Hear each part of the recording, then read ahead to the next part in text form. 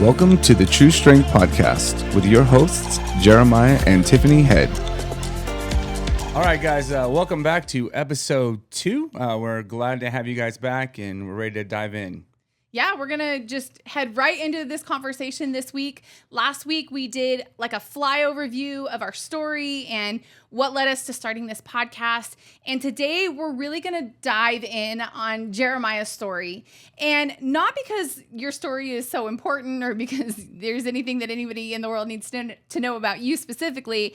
It's just that your story is the perfect example of what it is that we want to talk about in this podcast. We want to dive deep on some subjects about specifically identity and how we are meant to live in our true identity and what does that mean and how does that affect the way that you live, the way that you compete, the way that we do business, all of those things. And your story just happens to be a really great lesson on how those things affect what happens in our life and how we live. Yep. And so we talked, I just want to get straight to what has probably become the most interesting thing that you said last week, which is that you got to this place, you started out as this guy who loved CrossFit and you wanted to open a CrossFit gym, you wanted to share it with people and bring people in, and you had so much passion and joy and excitement for this CrossFit thing, and it led into you wanting to compete and be at the highest level of this sport. And by the end of us owning a gym, the first time you said this thing, and I've heard you say it 100 times, you got to a place where when a new client walked in the door, the first thought, the immediate response that you had is, why are you here and what are you trying to take from me? Mm-hmm. And so I want to start right there because it sounds crazy. Yep. Sounds crazy, mm-hmm. and yet that's where you found yourself. Yeah. And so I want to talk about, you also mentioned last time that you felt like you perceived that people were coming after you, that they were coming to take something from you, or they were coming to do something to you. And so I want to know what it is that was actually happening. Truly what was going on in the day-to-day that was making you feel so guarded against all of these people who were really just members and clients in our CrossFit gym. So let's talk through that. Let's start there. Yeah. So it's all true. 100%. I literally saw every single person that walked into our gym. I 100% did not. I got to a place, I was like, I don't even know why you're here. And yeah, I just saw them as the enemy. Yeah. I think the funny thing about the whole thing is like she said, like you said, is like, yeah, I started CrossFit. I loved it. I wanted people to do it with me, I thought. That's what I thought. And I got people to do it. And I just think what happened was at a very basic level, things that people did that I think are normal in like a gym culture, I was already pre-trained to take as offense. So something for me that would be very triggering, I guess, for the word. I don't know what the word is, but would be just something simple as like guys trash talking. So trash talk to me in any capacity literally tells me that we're in a fight. Like if you want to trash talk me in any way, whether it be for fun or jest or a poke, I don't take it as anything other than we are now at war. We are now engaged in combat. And I was trained in my own mind and maybe by some coaches or whatnot to always win and to always eliminate the opponent. Always. Like that's just what I was taught to do. And so something simple as just anyone like saying anything negative to me or just even any kind of trash talk, like in CrossFit, which we know in a lot of gyms is very normal for guys to do. And we'll dive into that obviously throughout our podcast of why I think that is. But yeah, just any kind of like negative, I'm going to get you, or just like any kind of thing like that, I immediately I got on the defensive immediately and already put separation between those people. And then that grew and grew and grew into, oh man, anything that happened with anyone around me, I took immediately as it just was like deeper and deeper levels to that. So if there were people that wanted to train with me at some point and they cheated a rep, like literally a rep, or they, did something in a workout that I saw as having a lack of integrity, even though maybe they didn't, like maybe they legit didn't count.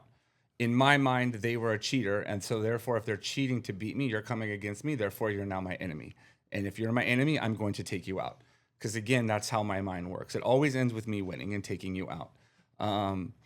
always. Like that was just how I was. And so then, and even, so that could go, even to things like, and again, all of this is wrapped around the fact that I was having success in the world's terms. As an athlete, I was gaining success.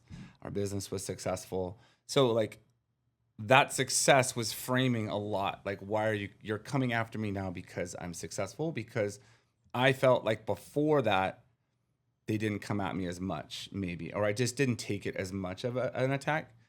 And then I would even be the point where, like, if you're familiar with CrossFit, we do the CrossFit Open.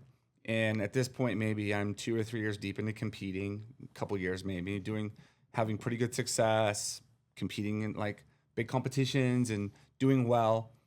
And where in the middle of the Open, people are actively cheering against me, I guess is the best way to put it. Like, yeah, I remember that. Or for others, but verbalizing that they're trying to take me out.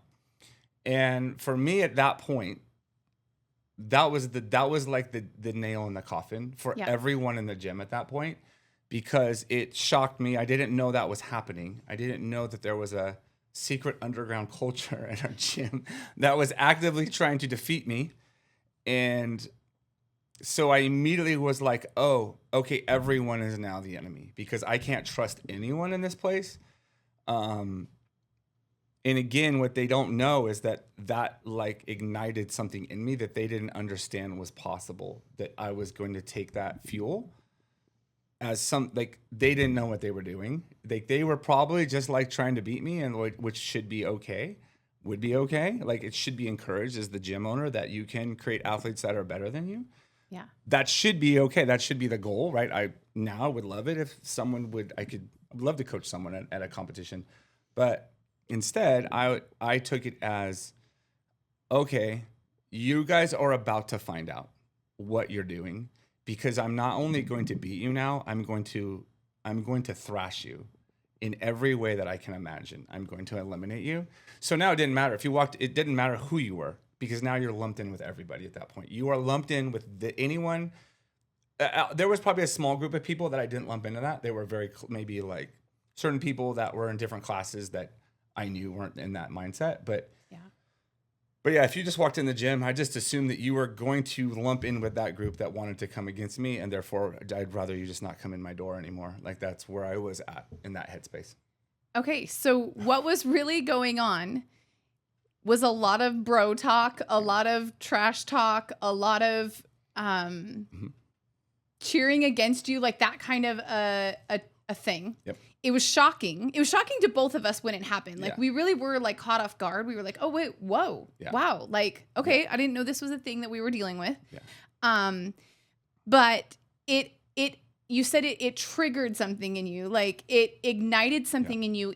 And what it really did was it brought up something that was deep in you. It brought up something that you went through when you were a lot younger, and it ignited, like, I don't have like all the psychology terms, but it's like you have this wound, like you have this thing that has happened to you when you're younger, and it's like they picked at the scab. Yeah. It's like they hit you in a place that was already wounded and hurt, and you thought maybe you were guarded and protected in that area, but they hit a trigger, a thing that was something that happened to you like so long ago. At the time, you didn't know that. Like that's not something, oh, this is because when I was younger, something happened. It just immediately put you into self-protection mode. Like you won't even come close to that weak or like hurt part of me ever again. But so what I want to do is I just want to stop there, and I want to rewind way back into your childhood, because that's what we've done in the healing process of getting to this place where now you can talk about this, you understand what was going on. This did not take place in the moment. In the moment, you were just angry and you were going to murder people in your mind, and push them off to the side and pretend as if they never existed in your life ever again. Yep. But going through this process and what we want to talk about in this podcast more is digging to the root, to the true cause of why did you respond with so much anger and such a strong force against something like bro talk in a gym. Yeah. So take us back and talk us through, like, where did that come from? Where did that need to protect yourself and guard yourself so fiercely? Where do you think that came from? Yeah. So this is obviously something that I've walked through in the last 3 years. I think some of the things that we've walked through is learning to do this, go back in your past and like really uncover where, we call it our false identity. Where did that false sense of self come from? Because, we're not born with it. We create it. We Develop it. We develop it through experiences and family and friends and, throughout our past. So for me, I think, growing up, I think that I can pinpoint a time, I think specifically, but, I was an athlete always. I loved playing sports. Baseball was my thing from the time I can remember, baseball. And then I got into some other sports, basketball and football and all those things. But really around like 14 years old, I wasn't big. I was still little at 14. And like I grew late. I was short. I was chubby. I was slow. And so around that time, when I was around 14, so probably like a freshman in high school-ish, there was this is the one what I was remember is an incident where I was like, not bullied, but like physically someone was able to pick me up and like throw me down on the ground. And I think that literally like triggered, that was like the moment. And I was like, oh, okay, I'm going to do everything in my power to never let that happen again. And obviously I couldn't do anything about it because I was still small, but my prayer and my drive and my brain switched into a defense mechanism. Like, okay, you'll never do that again. I will get big and strong and I will become someone that can't be moved. And then so that's part of it. I also grow up in the 80s where I'm watching like Rambo and Rocky and all these things. And I see what I think are ideal men are these warriors with muscles, Top Guns, the Arnold Schwarzeneggers of the world. And I don't look anything like that because I'm a little 14-year-old like chubby kid. But that's the ideal man to me, is this warrior that I still hold to in my brain. So like those things are also being played in my mind. Like that's what I'm going to aspire to. Yeah. Baseball players that I loved had big giant muscles. Like I was always like thinking, okay, I'm going to go become this person, and then just kind of throughout the rest of that high school, that's ingrained in me. And then I start to learn things like, through whatever reason, home situations or whatever, I learn a couple other things. Like one, everything is going to be up to me. It's all up to me at this point in life. Like I will it's up to me. Everything's up to me, right? Yeah. Like my life is up to me. So I'm gonna take responsibility for all of it. Nothing like horrendous at home, but it's just that just in the way that you perceived, like at that time in high school, you just felt like, you know what, I'm going to have to be responsible for myself from this point on. Against the world kind of a situation. Like, yeah, exactly. And then, I play sports, I play basketball. I've got a great coach. I actually owe a lot to him, both false identity and true identity, and still great. But, I started to learn things like if you outwork everyone, you can win. Just literally if you outwork them, like you can become really good at something, right? Like, and I learned like, okay, I have that. So I start learning all these things about like how I can deal with my mind and like the world around me. And then I do grow 6 inches and then I do get big and then I do find the weight room. Yeah. And then I do find out what happens when now a 6'1", 205-pound person plays sports. And now I can throw people around. Right now I'm like, yeah, this will never happen again. So that same 14-year-old that got like physically pushed around, I think I've always taken the trash talk as like, you're trying to do that to me also. Yeah. And I dare you to try. Right now we're on, it's different. Right now the rules have changed and I might not physically dominate you, but I will do everything in my power to dominate you. And that was on every, especially in an athletic competition, whether it was in especially in basketball, someone spoke a word to me. You saw it happen. Yes, I have seen it many times. All it took was someone to speak a word to me in a basketball game, and my whole entire goal for the rest of that day was to make that day the worst day of their life. Like that was what I was going to punish them physically. I was going to make sure I outscored them. I was going to make sure they didn't score, and I was going to tell them the entire time that I was doing it to them. Yeah. I wanted them to know what happened, and it was their fault because they said it first, and so that's how. And that was just how it was. Like, that's all I knew. And it worked, kind of. That's the thing is you have had tremendous athletic success. Yeah. Working in that model, like with that mindset of I will outwork you and I will outtrain you and I will be bigger than you and I will be stronger than you and I will do everything in my power, which as an athlete, you do have a lot of power to put in the time. You're also incredibly gifted athletes. That works in your favor too. Yeah. But yes, you did have a lot of success because a strong mind is a strong thing. Yeah. And your mindset was incredibly strong. It was just incredibly angry and incredibly broken and incredibly hurt, actually. And you were acting out of your hurt. Yeah. I do want to take just a minute to describe, like we talked a lot last week also about like this anger that you have. Anger is a word that I would definitely use to describe you. Mm-hmm. However, you were never like this loud, violent, angry person. In fact, I would more characterize you as like a silent assassin. Mm-hmm. You were going to assassinate someone, but they were going to feel it in a different way. It was never like physical violence. It was never like verbal rage or anything like that. A lot of times your anger was so quiet and so subversive, but it was very destructive in the way that you would carry out your anger toward people. Mm-hmm. You want to share anything about that? Yeah. So I think like on the basketball court, maybe I was a little more vocal, but inside the gym or just probably in life, like as soon as I flipped into like, you're now my opponent, so it didn't matter whether you had been my friend the day before and we hung out, it doesn't matter. The moment you switched on me, the moment you broke in my mind a loyalty code, the moment that you decided to come against me, all bets were off. And so, and again, like I said, they didn't know they were doing this, but what they were doing is it was unleashing this anger inside of me, this fuel source where like I was going to show them quietly. I wasn't going to talk about it, but I was going to make sure they understood that there was no chance they were going to beat me. And I was going to decimate them, but never tell them. I was going to do it quietly. Yeah. But I think my biggest, I used to talk about my superpower back then, which was horrible, was my ability to pretend people were invisible. So that is, I could look straight through people. Yeah. They could be 3 feet away from me and I would just dismiss them as a human, dismiss them as a person.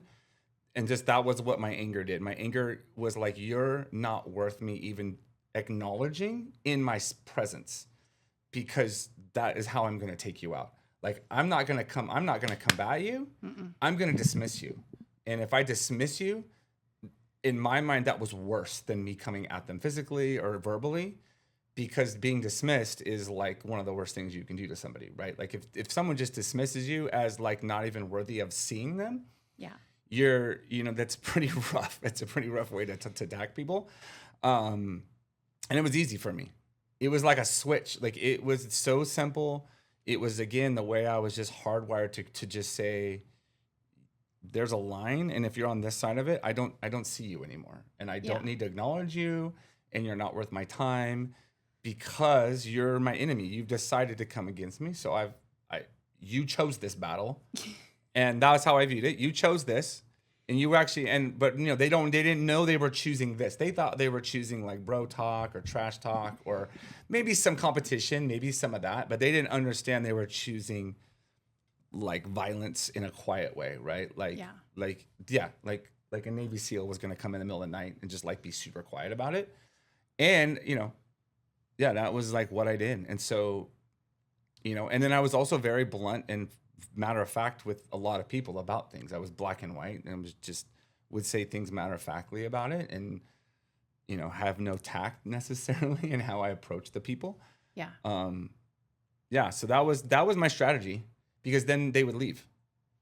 If I made them invisible long enough, you'll probably leave. And if they didn't leave, I was always like, I can't believe you're still here. Because I refused to talk to them, and it's been 3 months.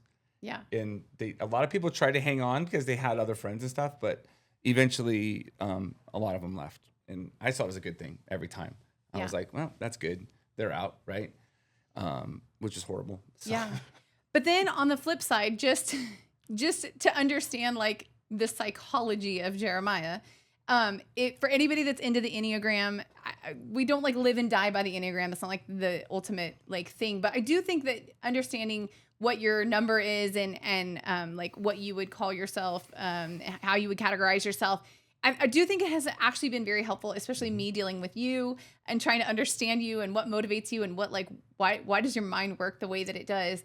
Jeremiah is a solid 8 on the Enneagram, obviously. Like, if you know anything about Enneagram, you're like, yeah, he's an 8. He's a challenger in every way.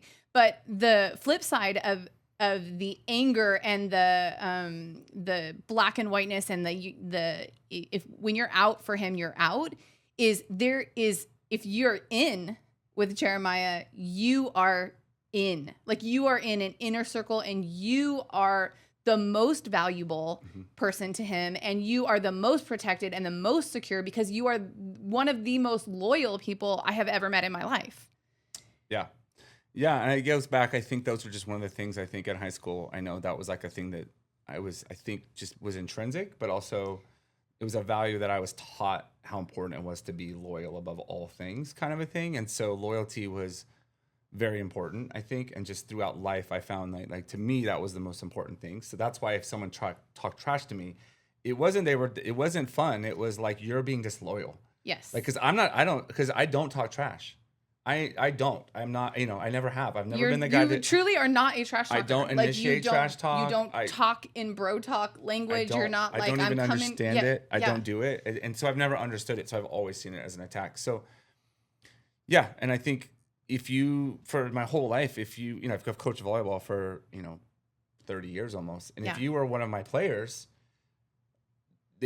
they had an umbrella around them, and it was me, right? And so if anyone, same thing, if you came against my team and my girls, and like they were protected, right? And they wouldn't know this about me. All my players would say, no, he's the greatest coach, not the greatest coach, but like he had our backs. Absolutely. Always to the end, to like, he'll fight the administration for us. Like, he'll fight everyone and refs and fans. And I did fight fans verbally about 4 of my players because, like, it just was what I knew to do, right? So I had those extreme, and even that was out of anger sometimes. Like, I was like angry for them, and so there is this beautiful flip side of that where, like, and our family has always fallen under that, and like our marriage has always fallen under that, of that loyal protection and that loyal desire that you, on behalf of the people that are in your inner circle, you would fight the world to protect and to see justice in the lives of other people. Like, you have this amazing gift of wanting to protect and wanting to keep unity and keep team together. But the minute that you felt like the loyalty was being questioned, that was absolutely, there was no coming back from that for you. Yeah, no. And it was little tiny things. Like I said, like, it sounds crazy, but in CrossFit, like, if you were working out with me and like you literally cheated a rep, that was it. Like, that was the line you crossed. You broke it. You're done. It was that quick and crazy. Like, I know that sounds insane, but that's how insane I got. Like, I was holding people to such an insane standard that it was unreasonable. And then it wasn't like I was like, oh, whatever. It was like, you're out. Yeah. You're out. And so everyone was out because, like, because nobody is perfect. No one's perfect. And no one was like as crazy as I was. And like, I don't, so they didn't, anyway. So yeah. And I think also, like, going through the last 2 years, like, the thing that I've learned is many high achievers are all fueled the same way. Yeah. So I want to start talking about your fuel, because one of the things that this anger and this, like, the way that you perceive people, and all they have to do is this tiny little thing, and it sets you on fire, and it like lights something up inside of you that is really hard to understand for somebody like me who is not wired that way. But I've seen it in you for so many years that I do understand it, and I know when the trigger is hit. I see it instantly. Anyways, what does that do to fuel you? Like, you used it for good. As far as the success and the things that you achieved, you used that anger. It became absolutely your fuel. You were fueled by anger. Talk to me about what that fuel does and what it and how it helped you to be successful. Yeah. Yeah. No, anger is like a really powerful fuel source, right? It was basically everyone that I was angry at, whether, again, it was old days basketball, but again, we're mostly being at CrossFit, is like,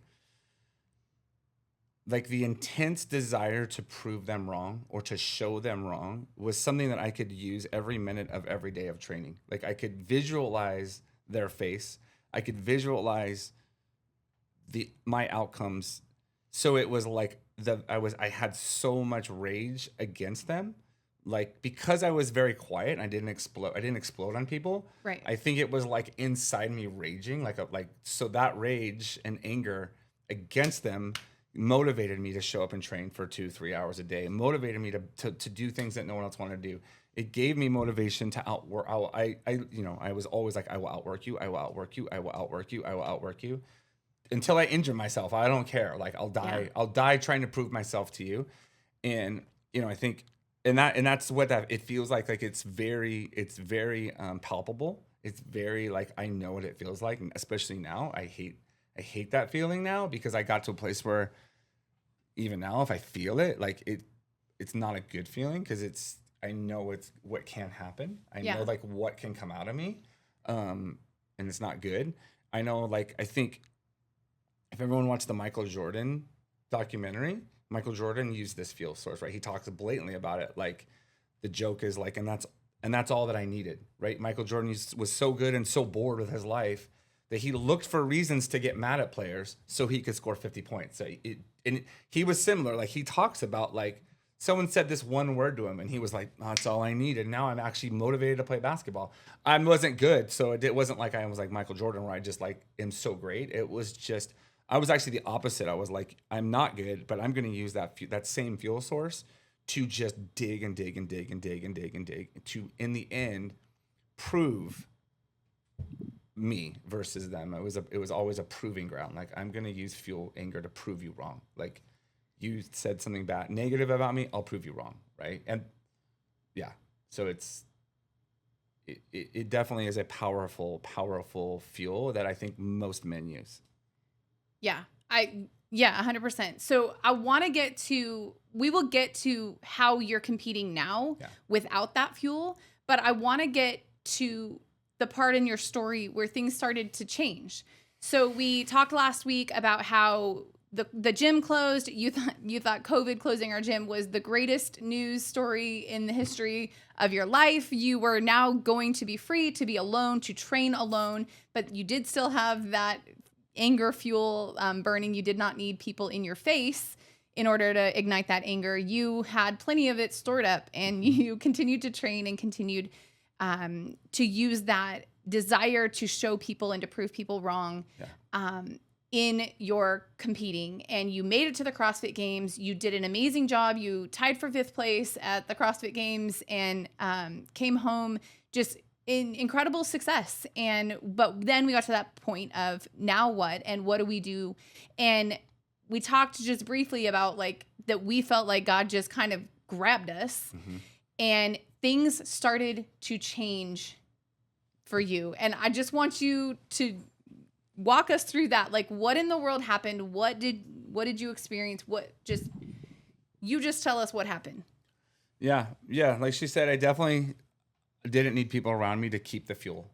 Like I was able to visualize people, and even more. I was like, I'm actually going to prove even more now that COVID happened. I'm going to go to the CrossFit Games, and all those people that were against me, you're going to know, right? So I did, and which worked kind of, you know what I mean? And it did get me where I wanted to go, but it left again. You get done, and you're kind of like, so do I keep doing this because I just proved everybody wrong, right? Because that was my fuel source, right? That was like why I was doing it. Really was less about this dream I had, and it become more about like just proving everyone wrong. So when you prove everybody wrong, now what, right? Do you keep proving people wrong? Do you have like, what do you do? So yeah. How many times do I prove people wrong? I don't know. I've done it. I've tried, but so yeah, so I didn't really know. So it's kind of a weird, like I would say 6 months after the games, kind of like not sure what to do. Like, do I keep going? I'm probably going to go to the next CrossFit competition in December, which I did go to, which was great in San Diego that year. Went to Legends. It was Legends, yeah. Yeah, in San Diego. And kind of, just trained for it. I still trained for it, and again, did great. Fantastic. Had a great time. Super successful. Like as far as, again, in the CrossFit world, in the Masters division, like just crushing it. But I would say that right after that was really like when, now really what, right? Am I doing this again? Like, because that was kind of like the end. So now what? And, I think that's right when we started talking about like, what are we doing? What's going on? Like, we started to feel these crazy things. What do you mean by crazy things? Like, we just felt like something was stirring in us, I think, right? Yes. Like a stirring. And it's the only way I can decide it. And again, at this point, you are on a different spiritual journey, I think, already than I am. You're already like talking and doing Bible studies and leading people. And I'm still just kind of like, yeah, okay, whatever. Like, God's good. He's got us, but I don't really know that much more. Like, I know that I'm good, but like, I don't know how much he's involved in what we're doing as much as like he is involved because I can see it, but I don't know. It was just a very like unknown, right? Like, Yeah. And so, yeah, so 21, 22 comes and we're just kind of like, I know that I just kind of came to a place where I was like, there's got to be something else, right? There's got to be more to what we're doing or what I'm doing, I guess. I also feel like I remember you starting to make comments like, am I really going to be in my garage by myself forever? Forever. Yeah. Like, is this really am I actually at the end of my life? Meaning, like, do I have nothing else to give, nothing else to accomplish, nothing else to do? I'm just by myself in a garage doing CrossFit? 100%. Yeah. And like, I could still be there. You absolutely could like be 100%. Like, it was kind of funny. I got to a place where it was like, technically I'm retired from work. I mean, not technically, but yes. Like, I don't have to go to a job every day. The gym is closed. I could go work, and for most people, that's the American dream. That is the dream. I reached it at 47 years old, right? And you start to think like, wow, that's really like I reached it kind of. But you're alone. Everyone else has to work. And we're working, but it's just different. Like, it's just a weird place that we're in. And I was like, yeah, I guess I could just keep doing this, but it starts to feel like, what's the point kind of a thing, I think. And yeah, so then 22 comes, and again, there's this stirring, and we're starting to listen to different pastors on YouTube, and I'm just starting to like hear new things that I've never heard, new ways of talking about God, new ways of talking about the kingdom, new ways of talking about the Holy Spirit, that I'm like, I've never heard this really. I've never heard it really, like in a real way, right? That people are saying things in a way. Now, maybe I had, and I just didn't hear it. Maybe I was just like blind to it because I was like, I don't want to hear it. But my ears were open, I guess, at this time. And so, so really what happened is Tiff had a book that sitting on her counter for a long time. He was going to give to somebody else by Louis Giglio called Don't Give the Enemy a Seat at Your Table. It's about Psalm 23. I read it. Yeah. I thought it was great. I bought it to give to somebody else because I was like, oh, that person would really like this book. Yeah. And so I was like, well, I'll just read it. I'm bored, right? Because I'm home alone at this point. Most of the time, you were working. I had gone back to get a job. You were working as a preschool, as a kindergarten teacher, just for fun. I needed something to do. Yeah. I was not good at just being at home alone all the time. And when COVID shut everything down, and it had already been a couple of years since then, but I needed something in my day. So I was at work. Our kids were at school. They're all at school. So I'm home. So I start reading it. It's a pretty short book. I actually don't even know how big it was. It was a long time ago. But you didn't have anything else to do, so you just sat down and read. I just would read. A whole book. I read a bunch of books. I just started. But that was reading the first books. one. Yeah, that was the first book. And it right away, like immediately, it was like an onion. I just started getting peeled apart immediately. Just, oh no! Like literally in my brain, I'm like, oh no! Like this whole book is about me. It is. This whole book is about how I am at fault here. This is my fault. Like everything that I thought was other people's fault, everything that I would tell you was this person's fault and that person's fault and that person's fault was my fault, right? I allowed the enemy to manipulate my perception and manipulate what was actually going on, right? Where there would have been so many simple solutions now to all of those situations, right? Like very easy. Like to not worrying about people trash talking me because they're just being silly, to cheering for people to get better, like all these things. Anyway, so in the middle of this book, where I'm just like, oh no, my fault. Shoot. And so like, I'm like, you feel like, and so I just had this sense, like, I was like, God was like, you're going to do it again, but different. Like, that's what I sensed. It was just a feeling that you feeling. had. Like, you, I didn't know. You wouldn't have said, God, it's telling me No, this I wouldn't thing. have said that. Not you would then. have said, No, I not read then. this book. It helped me to realize that I had really... I had blown something really good that God had given us. Yeah. And I had blown it. It was my, it wasn't COVID. I was out of that gym way before COVID showed up. Yes, you COVID were. was an excuse to just be like, yeah, we got to close because, no, I was already out. And so, that was it. I just read this book and it was like, God was like, you're going to do it again. That's all I sensed was you're going to do it again, but different. And I didn't really know what that meant at the time because we didn't have a gym. We had a backyard gym, but it was like kind of small and our neighbor didn't really like us doing it in the backyard. Yeah. So not at all. Not at all.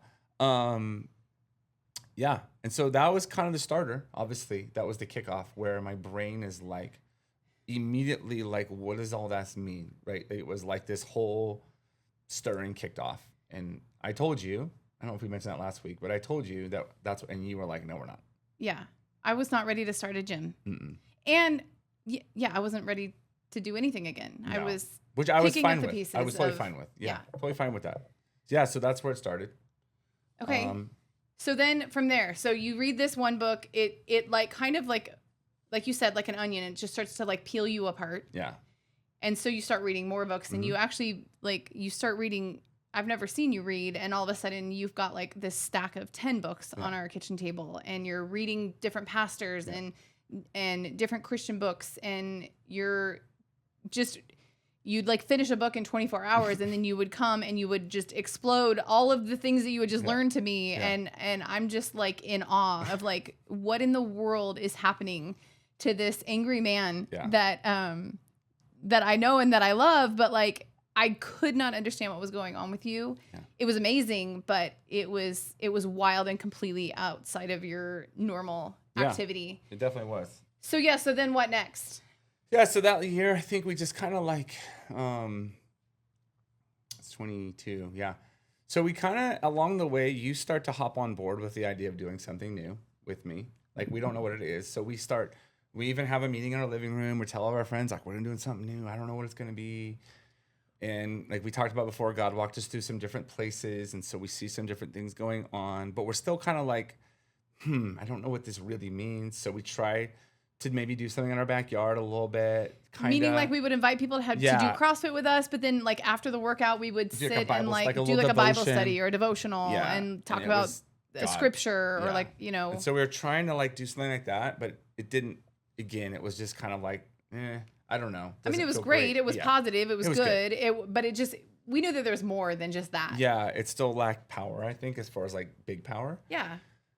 Yeah, so the biggest thing then is jump to like October, I guess, of 22 when you tell me, hey, there's this guy on this podcast I really think you should listen to. And like, I don't listen to podcasts at this point. I do not listen to podcasts. But you also didn't read books. So I felt like if I brought a podcast to you, maybe you would be interested in a podcast because you were this new guy who was just doing stuff. Podcasts were for like, I don't know who, but like I did watch YouTube and I read books. So yeah, so she tells me this podcast, and I'm like, okay, I'm taking my kids to a concert. I'm gonna sit in the parking lot for 4 hours, and I listen to it. So, and immediately, I am just like, this guy is saying things that are absolutely like blowing my mind, and immediately I know it's true. Or I literally come to the conclusion of like, either this man is the largest liar I've ever heard in my life, or what he is saying is got more power behind it than I've ever heard someone actually say verbally, right? And so, so she tells me about Jamie Winship. Some of you guys maybe heard of him, maybe not. He's on a podcast just talking about his story, and his story is wild and powerful, and he's basically saying like, hey, you can talk to God, and he can talk to you, and he can give you information, and you can use that information to like impact the world, basically, right? Like, it's the most simple way to put it. Yeah. And so I listened to it, and then I proceed to go into a hard deep dive into everything this guy has to say. Yeah. I create a YouTube playlist and I just start downloading everything that I want. Cause like, again, I want to know, is this real? Cause I'd never heard anything like this before. Right. Yeah. Right. We've heard, obviously we hear, like, of course we can talk to God. We're like, we said in the last podcast, we've been Christians our whole lives. Yeah. We've been in church our whole lives. We've been in Christian school our whole lives. We know Jesus. We know this God stuff. And so of course, yeah, we pray, but there was something about the way that Jamie Winship and Donna Winship, his wife, there's something about the way that they were explaining it, or like the power that it was unleashing power in their lives. Like it was, they were like, yeah, we could talk. And then he would tell us things back and it would help us get through our day and help us make decisions and help us do things. And we were like, I've never experienced that. How can that be? Yeah. Either, like you said, either they're the biggest liars in the world because their stories are wild and amazing, and the things that they have seen and done, and the places in the world, and all of that they've accomplished because they talk to God and He talks back to them. Either they're the biggest liars in the world, or we want that. Yeah, 100%. One of the two. It was one of the two. It had to be. It was black and white because that's always black and white with me. Everything with you it's is black all or nothing. white. Either black I want white. whatever this guy has, I want it, or he's a liar. Yeah. Right. Very simple. Very simple. Yeah. And so so their big thing is their big thing is called Identity Exchange. That's the name of their company. And yeah, his biggest thing is, going into identity in a very deep, deep level, that we have a very unique God-given identity that God has for us, that He's named us, and we can find out what that is. And when we know what that is, it can change kind of everything about what we're doing, right? It can start to shape our thoughts and our actions in like the direction that we need to go. Right.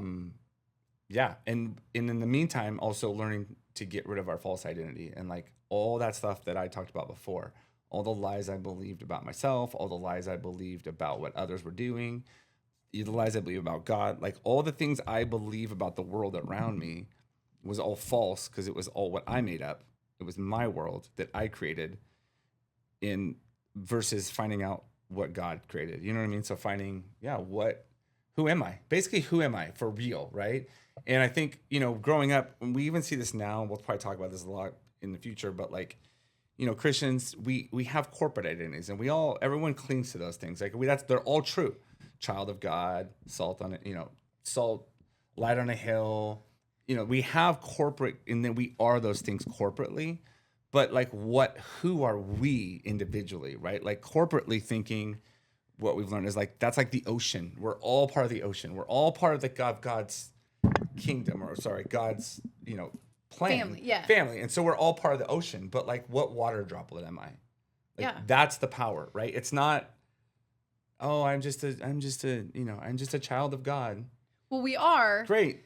But like, how does that bring you power, right? But like we are all this unique, designed, created, specially formed, that God, before the foundation of the earth, He knit us together in our mother's womb uniquely and specifically, and called us forth for this generation and the place that we live, and all of that. It's Scripture is so clear that there's such a specific plan and purpose for our lives, and it's so easy for us to live our entire life and just think like, well, I'm a child of God and I'm going to do my best to be a good Christian, and that's it. But in doing that, and in missing that specific identity and that specific call, and in missing that connection with our Creator that helps us to know what is my true identity and why am I here, and what is my, what am I supposed to accomplish in my time on the earth?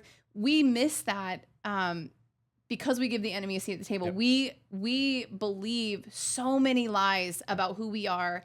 And so I want to talk about, like, in order to get to your true identity, in order to understand like who you truly are and what you're meant to do and why we're here, all of that we first have to let go of the lies that we believe about ourselves, the lies that we believe about other people, the lies that we believe, even like you said, ultimately it comes down to the lies that we believe about God, actually. Mm-hmm.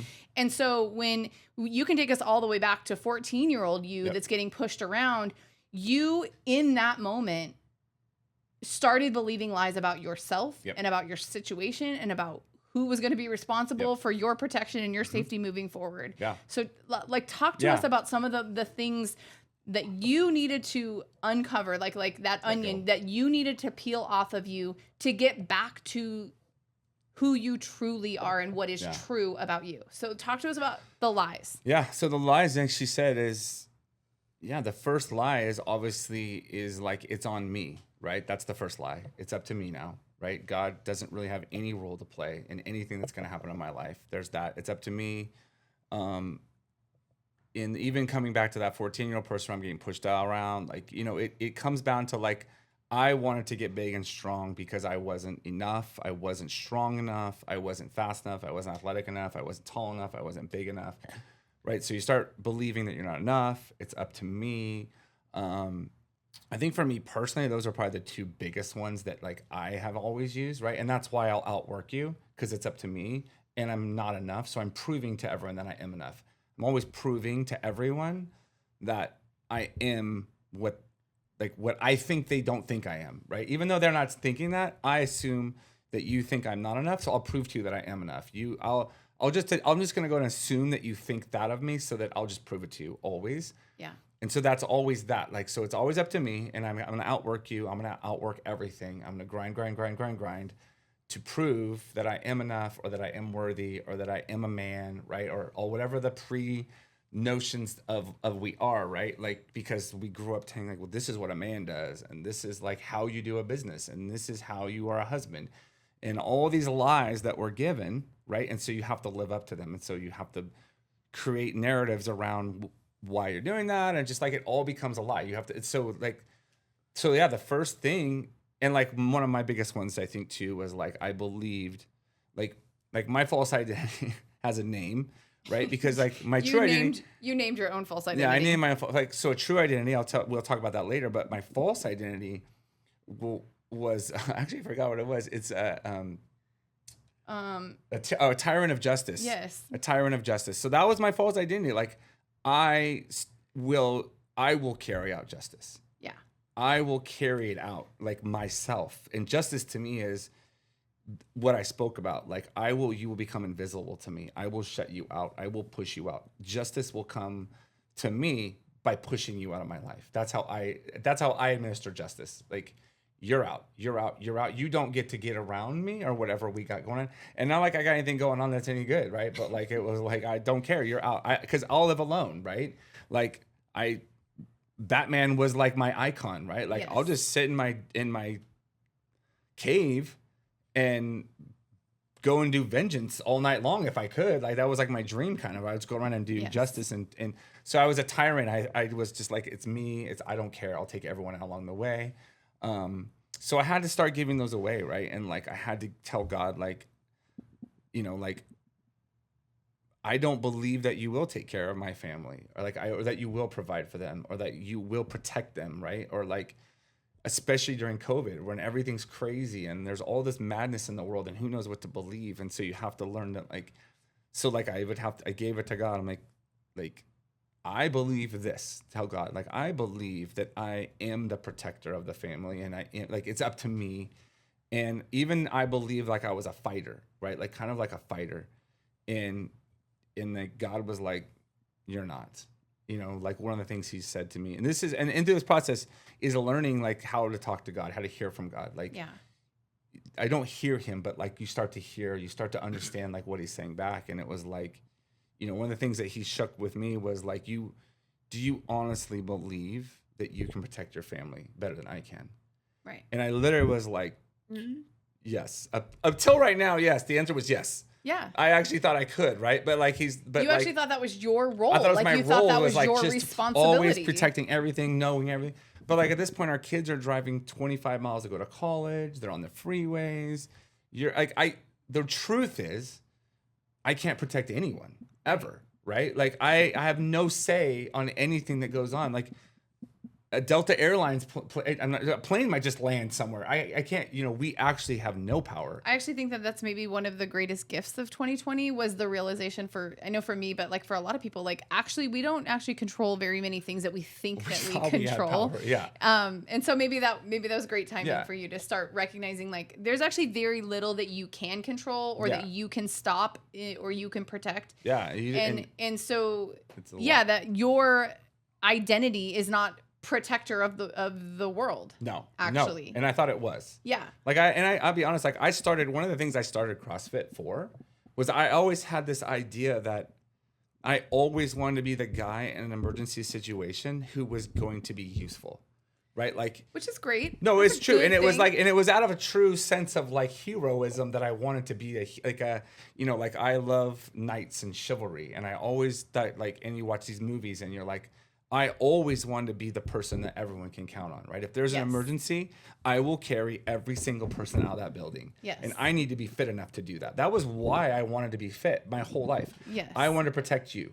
I wanted to protect our kids. If someone wanted to do something, I was going to be physically prepared to defend you at all costs, right? Like that was my initial reason for doing fitness in the beginning. And I wanted to look like the guys from the 300 movie. So like both were good. I wanted to be jacked. But more than that, even that's why I was drawn to CrossFit, because CrossFit was like, we're actually going to turn you into like a mini warrior. Right. And I was like, that's exactly who I am. I am a warrior. I'm not officially, but like in my mind, I was a civilian warrior on the loose, right? Like if we go to Disneyland, I'm always looking around like, well, it's up to me today because there's not many people. Like I'm always like, if I'm on an airplane, I'm looking around. Like always looking for the other guys. Who's the other guy that can help me in this situation? You're going to team up with. Like how are we going to save everyone? You've already claimed your team before you've sat down in a restaurant, in a movie theater, in an airplane. You have scoped out the room and you've decided who you're going to go get in case of an emergency. Who can I count on? And that is who you've always been. And I still struggle with that now. I still struggle now with that, right? Like I still am like.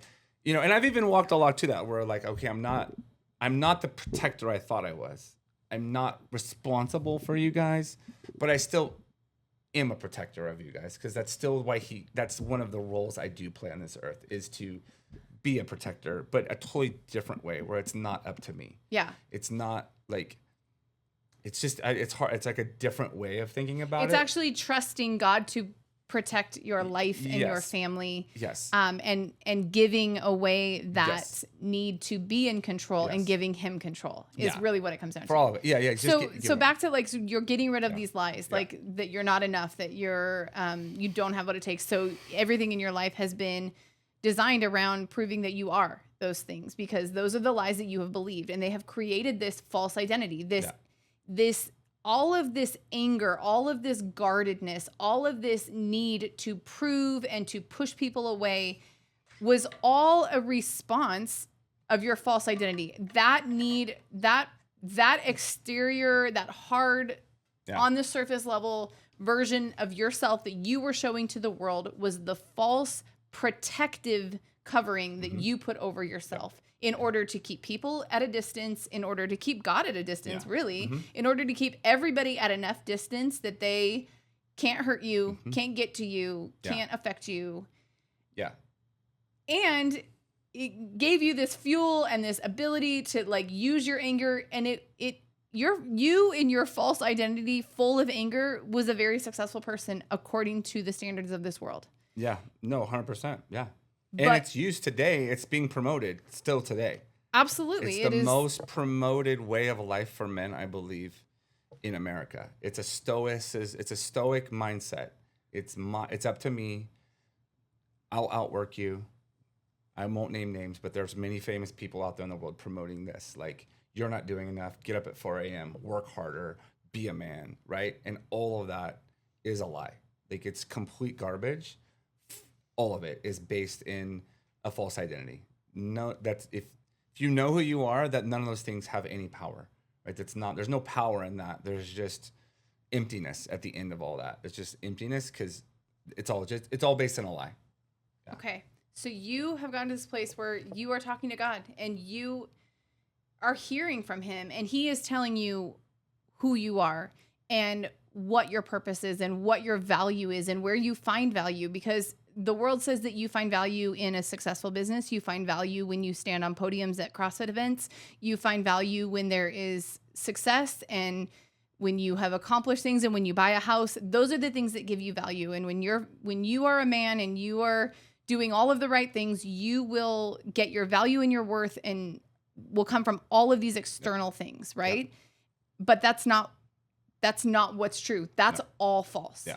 So what is true? What are you finding out that's true? And where, like, how does that start to change the way you are seeing the world? How does that start to change the way you are living your life? Yeah. So, one of the things we go through with it is I challenge, like, one of the things I went right to God because I am an 8. And I was like, all right, God, if this is true, you talk, you speak, and I can hear you. Tell me, like, right now, who am I? Like, who do you say I am? And he did really fast. He told, like, I heard it. Like, again, it's not audible, but it was like I heard something and I was like, that's crazy. And I didn't tell you for a few days. And then I told you a couple days later is what happened. And you were like, yep, that's definitely it. And so when you get this information, you get this, like, identity from God, right? It's not, again, I hear a lot of things out there about, like, I get my identity's in Christ. Again, that is true, but like it's not in Christ, it's from him. Like, who is he say you are, right? Like, it's not just a corporate thing. It's like, what specific thing, does he name you?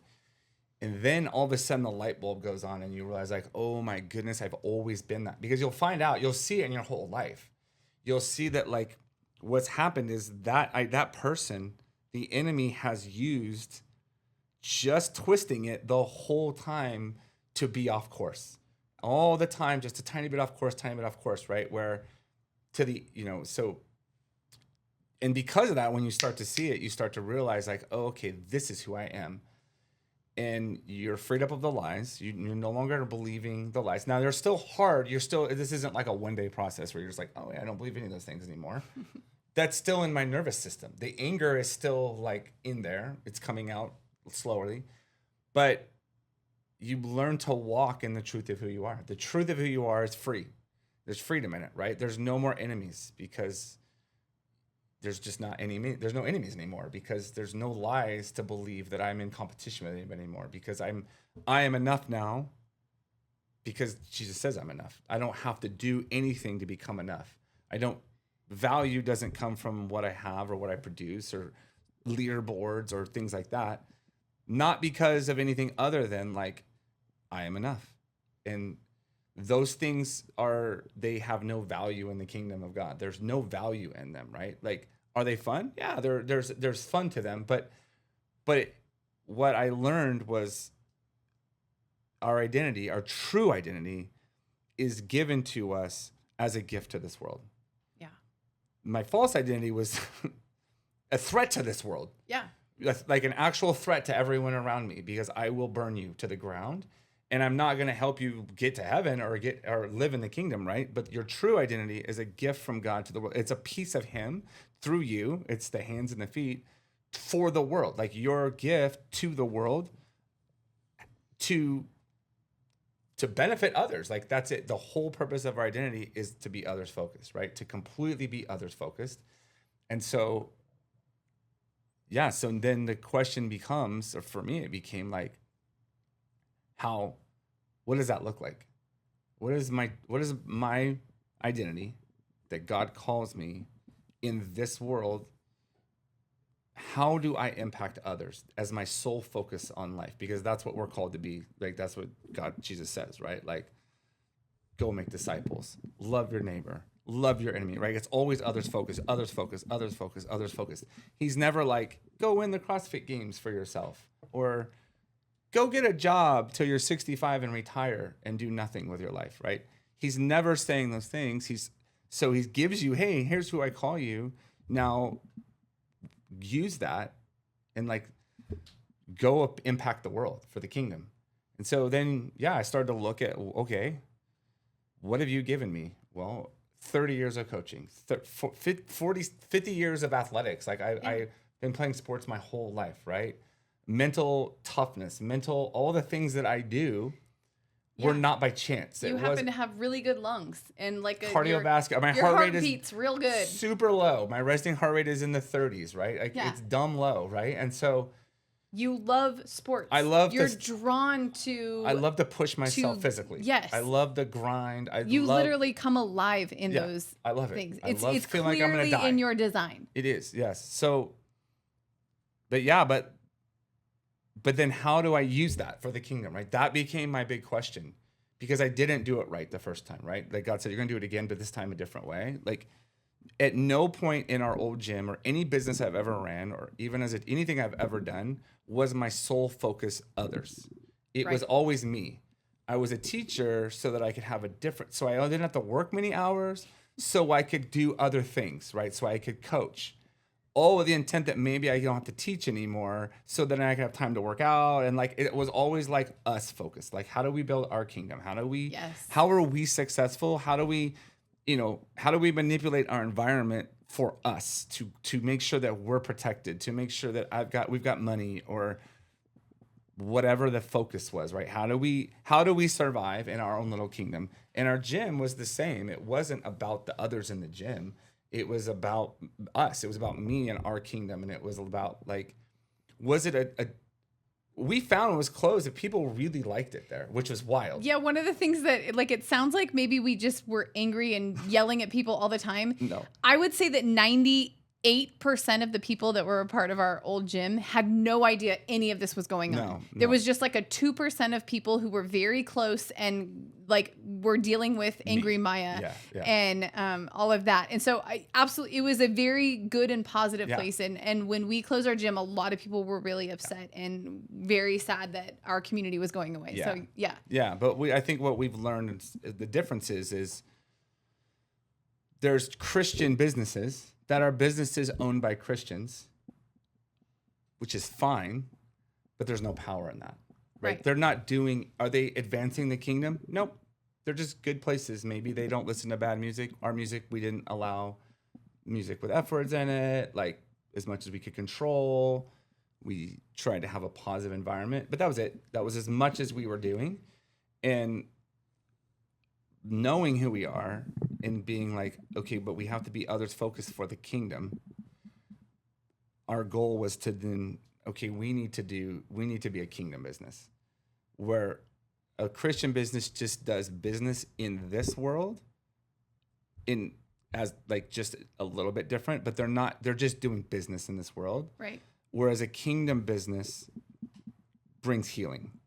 Yeah. Right. That's the goal. Like our gym, how do we bring healing to hurt people? Through our identity, through what I've been given, through fitness, through competition, through CrossFit. How do we bring healing to people? That becomes the ultimate like goal then, I think, as the transformation process, as we walk through it. Because now I know who I am. Now I know my role. I know who God's called me and how. Because I know specifically who I am and we know who you are, how do we take our gifts that we've been given and our history and all the bad things that we did and all the stuff we walked through, right? That's all going to be helpful for us as we move forward. But it's mostly about how do we bring healing into our community? How is Paracleo CrossFit a kingdom business? How is it advancing the kingdom of God? How are we being a light to the world, right? Like, we're not a light to the world. How are we going to be a light to the world? How is our gym going to stand as a light to the world? That just became our focus. I think that became the drive behind we're going to do this thing again, and it's going to be totally different. And I don't know if anyone's going to come at all. I don't know. Yeah. You know, but it starts with the identity. First, it starts with getting rid of our false identity because I can't do that in a false identity. There's no way for me to bring healing and transformation, and there's no way for me to be others focused if I'm living in a false identity, fueled by anger, proving everybody wrong. It's me against the world. Impossible. I don't care if you are a Christian. You cannot bring healing and transformation if you're living in a false identity because it just doesn't work, right? Right. And we see it in the Bible, right? With like Peter, and Peter's a great example where he's like, I am a sinful man. Leave me, right? Jesus is telling him like, hey, I'm coming. And he's like, depart from me. And he's like, no, actually, you're going to be Peter, right? He's transforming him with, you're actually going to do this. And we could go on all day with all the Bible stuff, but we will yeah, eventually. Yeah, we'll eventually. Yeah, we'll get to that. But like, it's how it, it's how it's what we believe, and it's what we've been walking through. It's the power is in this. This is where it's at. Okay, so that has led us to starting Parakaleo CrossFit again. We are doing things incredibly differently, trying to do things out of the true identity that God gave us, using the gifts that he gave us, using the knowledge that we have and the skills that we have and all of the things that we have to impact other people. And that has been amazing. And we will talk more about what, like we keep saying, like we're doing the gym so different. We'll get into that and what that means and what that looks like. And that'll be amazing. But I want to just circle back around to, you are now in the middle. I think we're 6 weeks away from the CrossFit Games. Yep. So Jeremiah has qualified for the 2025 CrossFit Games. He will be competing in Ohio at what is it officially called? The Legends Masters age group champ CrossFit Games. Yes, whatever that official name is. He has been working amazingly hard, and he's training so we're like in the heat of competition season. Like we could not be more getting ready and pushing to the highest level of competing in this sport that you do. And it's been really interesting to watch you go from someone as an athlete, as a competitor, as someone who has been at the top of this sport for many, many, many years. And then you've been to the CrossFit Games before. You felt like this was a year to push for it again. Feel like God just put that on your heart that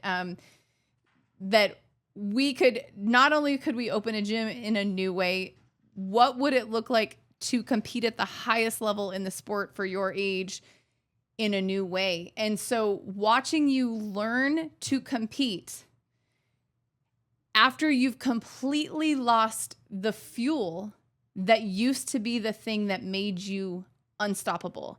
Anger and proving people wrong and that chip on your shoulder, that false identity, that need for justice, like all of that was such a powerful driving force in your training and in leading into competitions.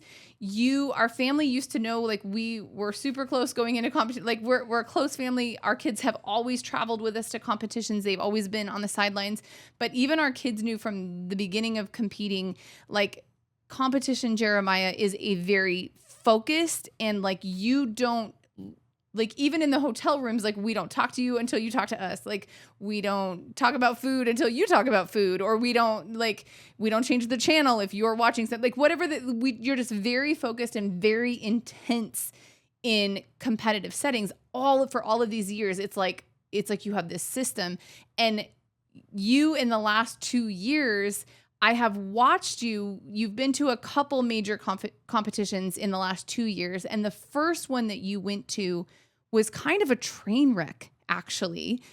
It was your worst competition to date. And part of it was you were coming off of an injury, and that is what it is. Yeah. But the biggest thing that I have watched you try to figure out and try to piece back together is, how do you compete without anger as your fuel? And that has been a very long process for you to figure out. You even got to the point where you were questioning, I do not even know if it is possible to compete in the kingdom. Like, can people who are others focused and kingdom minded actually compete? Like, is that even a thing? And so just as we wrap up today, we're going to talk more about the CrossFit Games, and we're going to talk so much more about competing because we're just so in the heat of it right now. But will you talk to us about that transition of how have you learned to be fueled by anger, and then like what has that transition been, and what is fueling you now, because it's not anger and it looks very different. Yeah, for sure. No, I did question. I think it was a big question. I was at that competition, and I was kind of like in the middle of it. I was coming out of an injury, so I knew I wouldn't do well anyways, but I literally was just like, I kind of felt like a fish out of water. I felt really out of place. I felt, number one, I was injured, so I wasn't performing, which was fine. But also I just felt like awkward because I didn't have that, what I normally had in me. Yeah. And so I just kind of was like, hey guys, I'm here. And I think even some competitors were like, I don't really know who this guy is because he's not doing anything today. And which is fine. They're all great guys. But yeah, I really thought about like after that, like maybe I'm just done because maybe we don't compete in the kingdom, right? Because we do know like one of the things we'll talk about next week is we talk about some worldview stuff. When we are in a false identity, one of the hallmarks of a false identity is to compete, because we've got to compete to prove, and we're competing for resources and we're competing for value, because that's the world that we live in. Competition rules. But in the kingdom, there's no competition. Because we already have enough and we're others focused. And so if I'm competing against you, then intrinsically you're my enemy or you're my opponent, and therefore I have to separate from you. I can't be for you because we're competing. So it was like a whole crisis. It was I was like, well, I guess you like can't an existential compete. crisis. Yeah, and I was like, truly, can I compete in the kingdom? And I struggled with it, and I wrestled with it, talked to God about it, and really just kind of like, it was a struggle. So I did get to a place where I felt like, as I was working with God through it, and I'm like, wait a minute, like, then why? One of the big things was, then why did he give me all the things he gave me for my whole life? Meaning physical talent, lungs, heart, desire, mental, like all the things you need to be a competitor would literally just them all. Would be a waste. Yeah. Like the thing that's in my soul that keeps me alive is fitness. And I really love CrossFit, and I do like to do the sport of it. I like the feeling of being out there. So if I was to just abandon that, it would kind of be, I felt like a slap in the face to God. Like, oh, thanks for all this cool stuff, but like, I'm cool. I'm done. And because I don't know how to do it because without I don't know anger. how to do it without anger would just be insane to say, right? It would be insane to be like, well, I don't really know how to do this in the kingdom. And even though you gave me all these gifts, I'm just going to like throw them away. It would be worse than burying the towel in the sand. It'd be like, yeah, I love that you gave this to me, but I don't know how to use it correctly. And I was there, kind of, right? And I do feel that Christians are guilty of this sometimes too. Like, I think sometimes that because we live in the tension between the world and the kingdom, it's easy just to abandon what we might have to do in the world, right? We're given a talent to do in this world, and sometimes it's harder to navigate that and just abandon that and just not do it, the thing that we're given. But so I walked through that, and then walking through this idea of fire kind of a thing too, where like anger was a fuel, but I realized, that God, one of the things God is he's fire, right? In the Bible, there's a lot of fire.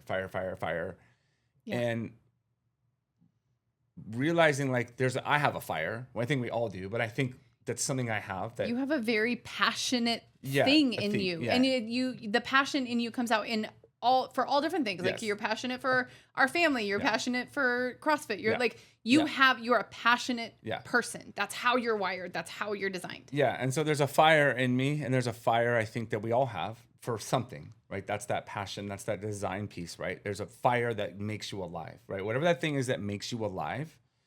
And for me, it's the sport right now of CrossFit, right? And I know that fire, I can trace it back to when I was 5 years old with baseball. Like, I loved playing sports. I love spending time with a pitchback. I love shooting hoops for 5 hours. I love, running and then training and surfing and whatever it was. I love the physical component of all of it.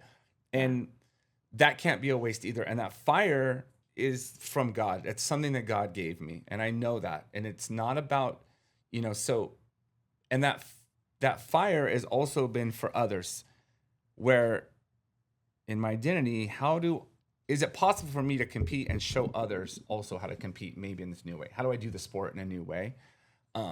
With this fire in me from God versus anger from myself, right? Anger wasn't from God, it was from myself. But it was hard. Even like I told everyone, like just walking through my mindset, in the open this year, but especially in semifinals this year, it's online in the gym. Every year for 10 years, I didn't let anyone in that room.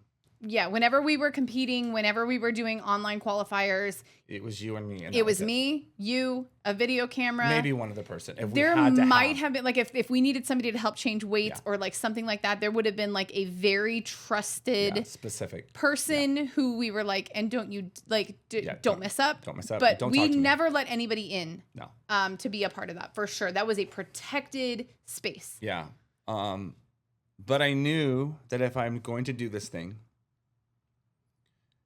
I think the big question I kept asking was, how do I do this others focused? Like, how in the world do you go do the sport of CrossFit others focused, kingdom minded, in your identity?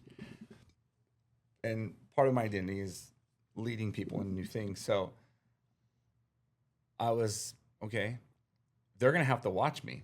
Like, they're going to have to be in the room, which was, and I love all the new people. Like, I totally, but what happened was crazy is even like, what's this, like 4 months ago? So even all through all this, bunch of people showed up to come and watch. They wanted to cheer for you to do the semifinals. And they were genuinely cheering for me, I think. These are people that love us. Yeah. These are people that go to church with us. These are people that we do life with. Yeah. These are friends. Yeah. Like, these are people in our life that.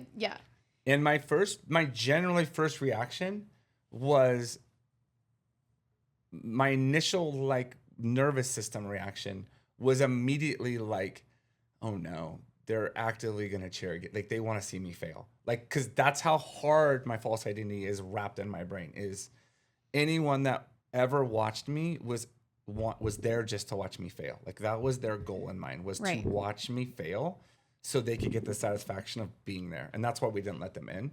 So I had to even walk through, no, that's a lie. I had to give that lie away. All right, God, I actually see them, and I had to like literally look at their faces and like, no, those are friends. They're here for you, right? And if you do this correctly, and if you can go through this in your true identity, you are going to show them how to do this in the kingdom. You are going to show them how to push as hard as you can with this burning fire in your soul that's God's fire, and it's love, and it's powerful, and it's way more powerful than anger. I found out. Yeah. It's way powerful, more, because anger has a limit. Anger has a cap. It go pretty high, but I have found that it has a limit to how far it can go. So the fire from God, that's his fire that he gave me for my whole life, that I know now is from him, is to show others a new way where people are in there. And immediately there was like a freedom in that. There was an anxiety drop in that. And there was, because I know that they don't care. Like, the opposite I found was they wanted so bad for me to qualify for the CrossFit Games. And a lot of these people don't even know what they're cheering for. These are people that don't know what the CrossFit Games They've are never, yet. They're new people at CrossFit. And they're cheering so hard for me. Yeah. And they want it so bad that I found myself for the first time ever competing for them, because they wanted it more than I did. Like, they were so invested in me. They were so much wanting me to go, even because they just wanted to watch me go because I'm their coach. And so I found myself going, oh, this is how you unlock a new fuel source. Like, if instead of fighting against people and using anger against them, if I turn that into, I want to do this so bad because they want me to go, I can go so much harder that I didn't even know I could find. I didn't know I could find some of the energy I found in those semifinals. Like, I did every workout twice but one. Yeah. And I was so, my nervous system was so shot after semifinals. Like, I was sick for a week. Like, I couldn't lift weight. I couldn't sleep for 3 days. I couldn't eat. Like, I went harder in those 4 days than I've ever gone in my whole life. Way harder than the CrossFit Games, way harder than any live competition. And the whole time, all I cared about was, man, I hope at the end that if I qualify, they'll be so happy. Yeah. I truly was like, if I go, it'll be awesome. If I don't, it's okay. Like, I've been there. Like, and I wanted to go, like, because I do feel like God was putting on my heart to try. But this shift in learning how to do it others focused was so insane to me. It was so wild, and it happened in real time. Right? Yes. I told you, like, over those 4 days, it went from like, I told you, like, oh my, I'm actually struggling that people are in the room. Yeah. Like, my first reaction was, there's people in here. And it went to, by the end, when no one was in there on the last workout, because it was Sunday and everyone was at church.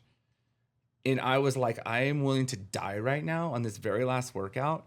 I'm going to sell everything I have, and I'm not going to leave any chips on the table.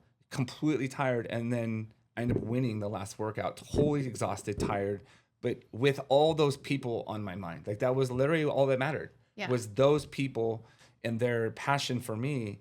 And so that's the change. Like, as far as a competitor, is doing it like literally for them. Like, there was no, like, I know it probably sounds not real, but like, I'm like, I literally no value in am it. fighting emotion because being in the room with other people was really, it was so different. Yeah.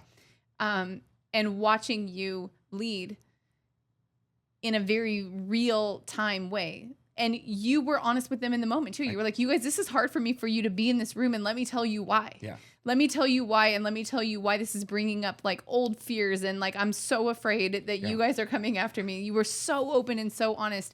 And by walking through it with them, in the end, to have you qualify for the CrossFit Games and to have a team of people who are so for you and so excited for you is so different than anything we've ever experienced. It's just the absolute fruit of what has happened because of the transformation that has happened in your heart.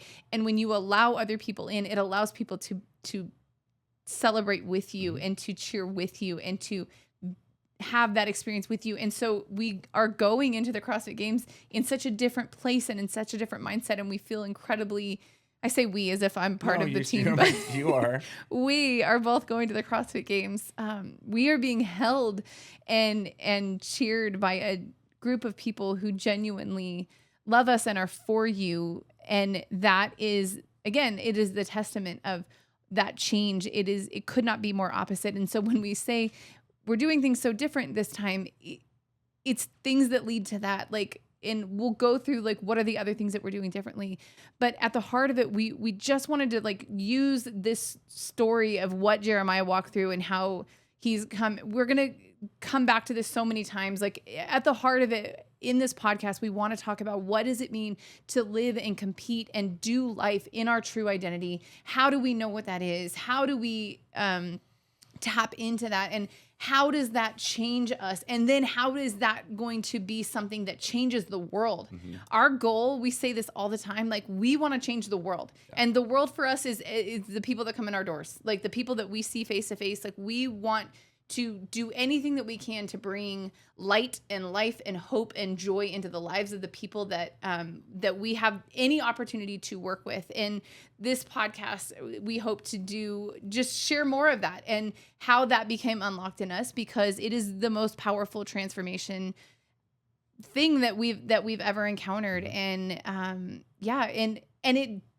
it didn't take away competing. It didn't take away owning business. It didn't take away the things that we are good at and that we love to do. It didn't take any of it away. It literally unlocked this power and this freedom and this joy in the things that God made us to love to do. And so, we are so excited for that. Is there anything else that you want to share as we close out? I'm going to let you close us today.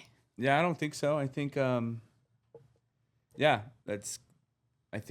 that's our hope, is that, learning as we go through this is just how big of a role identity plays and how a false identity plays in our lives, and the world that we live in, that's telling us one thing, it's all based on a lie, and that is holding us back, we think, from what we're designed to do. And I think, like you just said it, like, God's not going to ask us to do things that don't light us up. Right? He's going to do the opposite. He's going to tell you who you are, and he's going to send you out. And you're not doing it alone, is the other thing that we learn, right? He's with us in it. Like, he never asked anybody to do it alone. He's with us. And so I think that what we've learned is, like, when you know who you are and you're following God and you're following his footsteps, you walk into the mystery of it all. And it's amazing. And we don't get value from outcomes. We're not like worried about what happens. I'm not worried about the CrossFit Games. I don't care about the outcome. I'm going to go in there and light it up as much as I can. And Yeah, not you're to going to be the fullest and not expression of because who I you need are. to, I'm not proving anybody wrong. I'm not coming after anybody. I love the guys I compete against. I have the utmost respect for them. I think they're great. And, I'm just going to go and try to go as hard as I can with what I've been given, and knowing I have a group of people back home that are cheering me on. And my hope is that I just show them that when you do something in your true identity, full of, with God next to you, full of passion, you can just impact others. I think that's all we're hoping for is there's some freedom in what we have. And we hope that, especially in the fitness world where there's not a lot of freedom out there. There's really not. There's a lot of condemnation. There's a lot of this stuff that I know because I hear it. Even when I go places, you still hear some people talking this way. So yeah, I don't know. That's it. All right. Yeah. That's it. That was a long one. Yeah, that was a long one. That is, you have a lot. You have a lot that you've gone through, a lot that you've come through, and a lot of changes and a lot of things. Next week we are going to be talking about worldview and mindset, and how we see the world, the lens through which we look at the world, how much that impacts our decisions and the way that we live, and what we are and aren't willing to do, and where we go, and all of that. Yeah, that's it. All right, perfect. All right, we will see you next week. All right, thanks guys. Bye.